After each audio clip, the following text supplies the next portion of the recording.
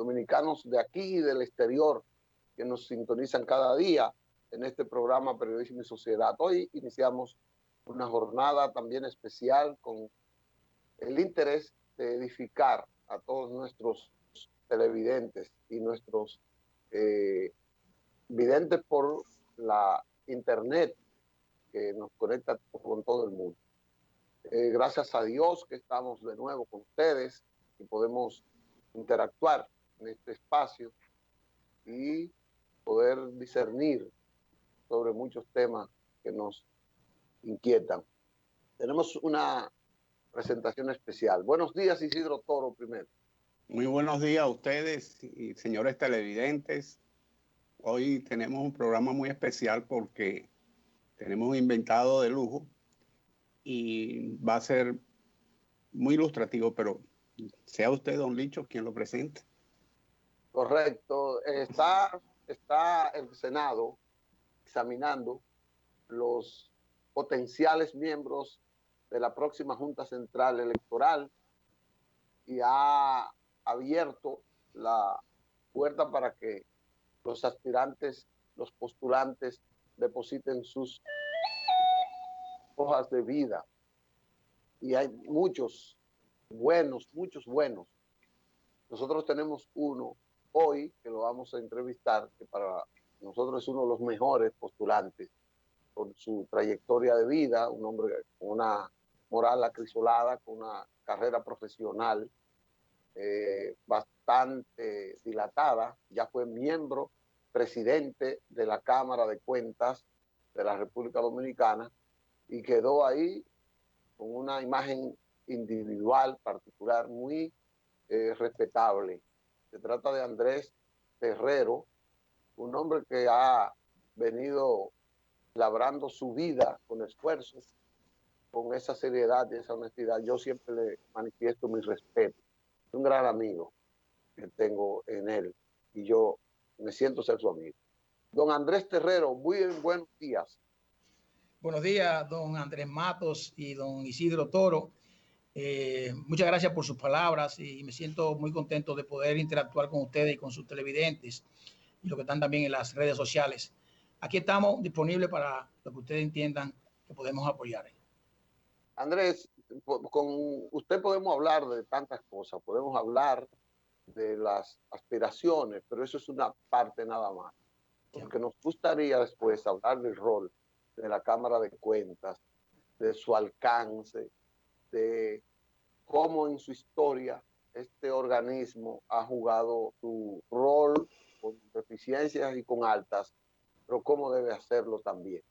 Así que vamos a hablar primero de lo que ha sido la Cámara de Cuentas para que después hablemos de la parte electoral. Usted fue presidente de ese organismo. Ese organismo está ahora mismo un poco cuestionado porque la sociedad no se siente como identificada con los resultados de su labor, de sus investigaciones.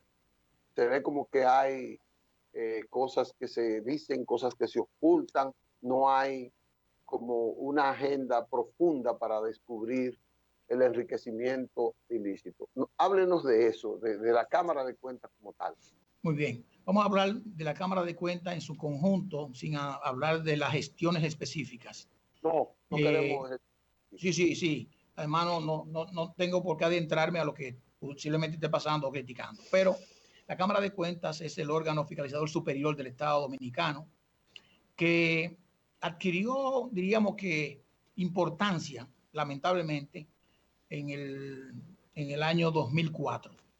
2004 porque fue donde se promulgó la ley que le daba autonomía e independencia financiera y de acción a la Cámara de Cuentas, porque aunque es una entidad que nació prácticamente con la República, no tenía valor para nada y realmente los gobernantes la tenían básicamente para cumplir un rol fundamental constitucional, que es el que la Cámara de Cuentas actúa como comisario de cuentas, para que la gente lo entienda, haciendo al final de cada año un informe al Congreso que incluye la evaluación del presupuesto nacional del Estado y las auditorías que pudo haber hecho en ese año anterior.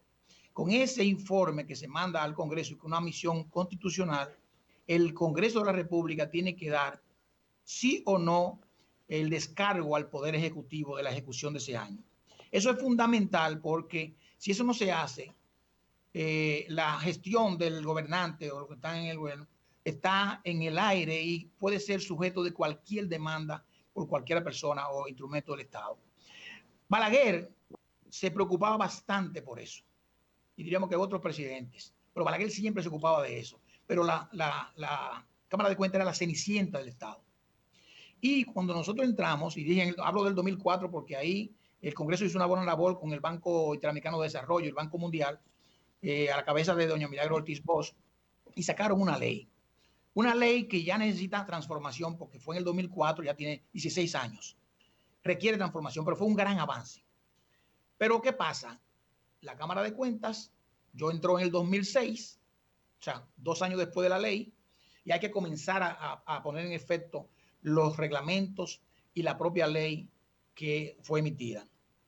Pero el problema fundamental es de que el Estado, o diríamos el Ejecutivo, los ejecutivos que han estado y el Congreso, no han aquilatado la labor que tiene que hacer obligatoriamente constitucional la Cámara de Cuentas como órgano de control, que yo lo denominé como el poder de los poderes, porque la Cámara de Cuentas es un poder especial del Estado, un poder especial igual que la Junta Central Electoral.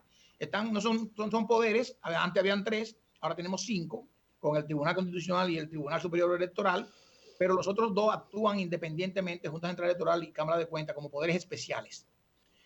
Pero necesita del apoyo de recursos financieros. La propia ley, en un artículo, creo que el 23 o 25, si mal no recuerdo, conforma o da instrucción para conformar una comisión entre el Congreso de la República y la Cámara de Cuentas para trabajar en su propio presupuesto. Porque aunque tenga autonomía presupuestaria, si no le das el dinero, no le está haciendo nada. Y efectivamente, la crítica ha sido siempre, no en esta Cámara de Cuentas de ahora, sino en siempre, incluyendo las mías, las que yo presidí, de que no se hacían las auditorías a tiempo o la que requería la sociedad dominicana. Y eso tenía una razón fundamental. Al margen de que la gente piense en la política, en que quién lo selecciona, eso, para mí eso es un poco secundario. Más es de que no hay recursos para que la Cámara de Cuentas pueda contratar auditores de calidad y de cantidad de auditores y poder hacer la función para la cual tiene atribuciones conforme a la ley 1004. Pero ¿qué pasa? Que además de la ley 1004, en el 2014, o sea, hace 6 años, se le dio una función adicional a la Cámara de Cuentas, que fue la fiscalización y la revisión de las declaraciones juradas de los funcionarios. Y se creó una división especial en la ley 311-14 para esas funciones, pero no se le mandó los recursos. No tenía recursos en ese momento y le agregaron algo más que es sumamente importante para el fortalecimiento de la democracia, porque el control de la corrupción administrativa en el Estado es fundamental para el mantenimiento de la democracia, aunque la gente no lo pueda creer. Entonces, todo eso es posible. Nosotros catalogamos en el 2007, cuando hicimos el plan estratégico de la Cámara de Cuentas, que la Cámara de Cuentas era un fiasco para el Estado. Está escrito, Está escrito, El plan estratégico decía, el que nosotros hicimos con un experto internacional que se llama Ulises Guardiola, que la Cámara de Cuentas para nosotros era el fiasco para el Estado dominicano. ¿Por qué? Porque no satisfizo a la sociedad, todavía no lo ha hecho, para la labor por la cual fue creada, por falta de recursos. Hay voluntad política, quizás tú dices, bueno, voluntad de hacer las cosas, sí, pero la voluntad puede estar ahí, pero sin recursos no hay voluntad. ¿Qué cosas, Andrés, tiene que estipular o tiene estipulado la Cámara?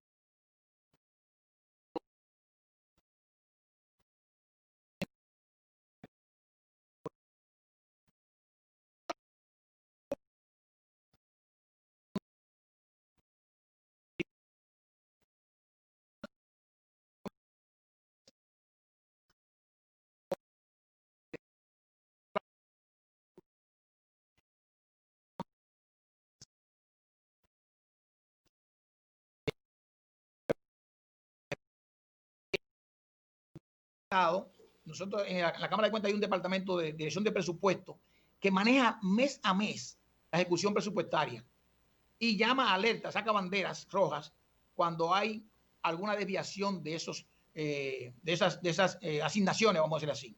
Antes, para mover recursos de un capítulo a otro, no había ninguna restricción, sino que el presidente lo ordenaba con el director del presupuesto y se hacía. Ya eso cambió, porque la Constitución de la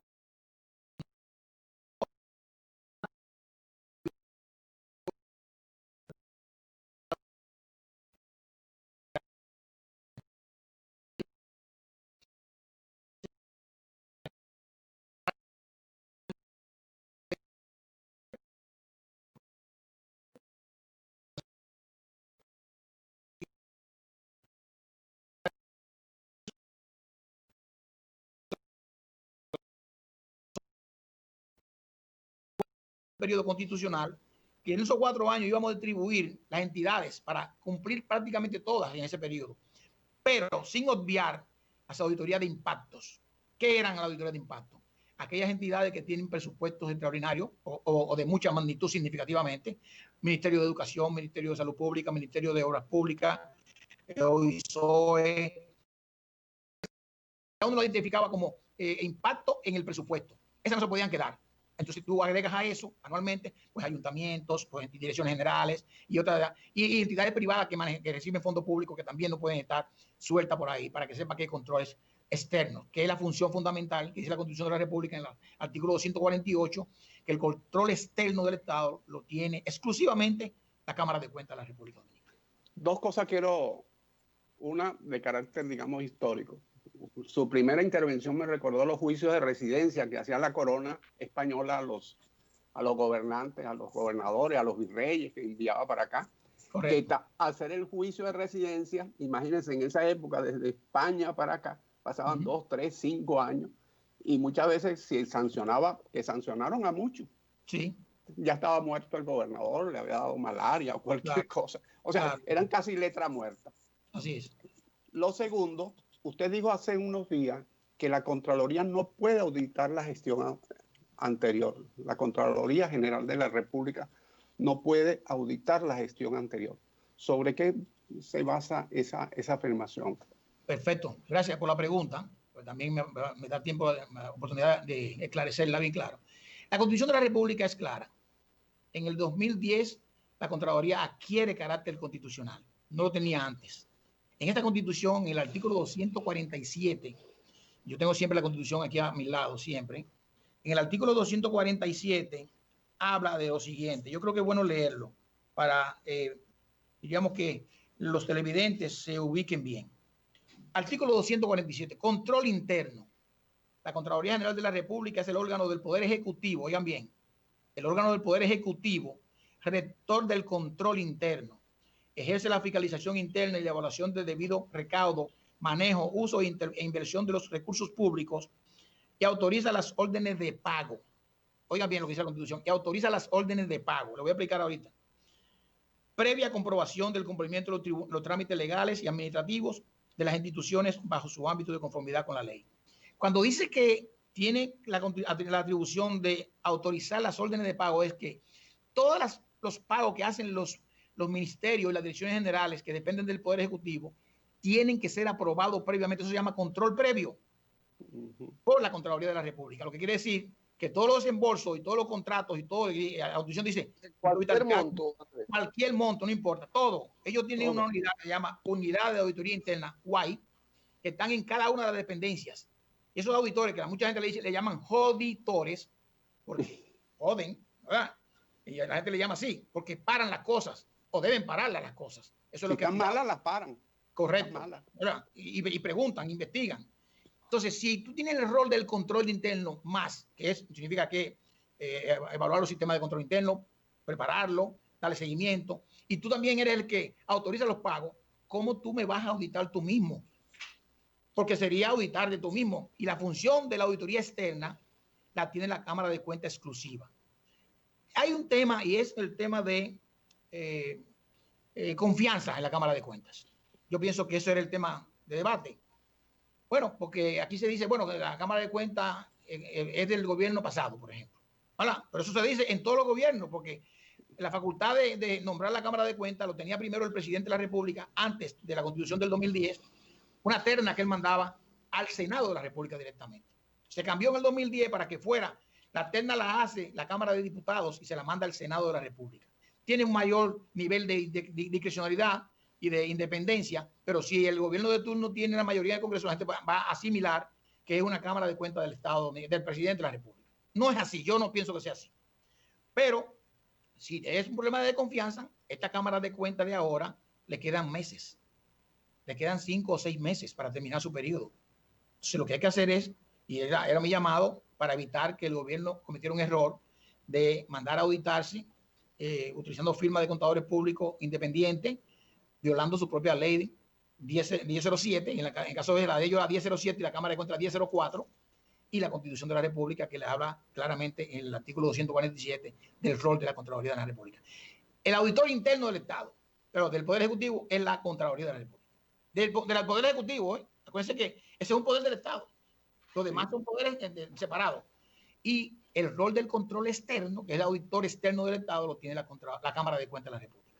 Sencillo. Andrés, por la descripción que ha hecho, entonces la Contraloría pudiera ser también enjuiciada en una deficiencia del control interno, de permitir la emisión de fondos sin el debido proceso. Técnicamente, si encontramos debilidades que implican indicios de responsabilidades penales en una auditoría que haga la Cámara de Cuentas, se supone que ellos deben tener en ese informe un inciso crítico de la labor de la Contraloría de la República en esa dependencia.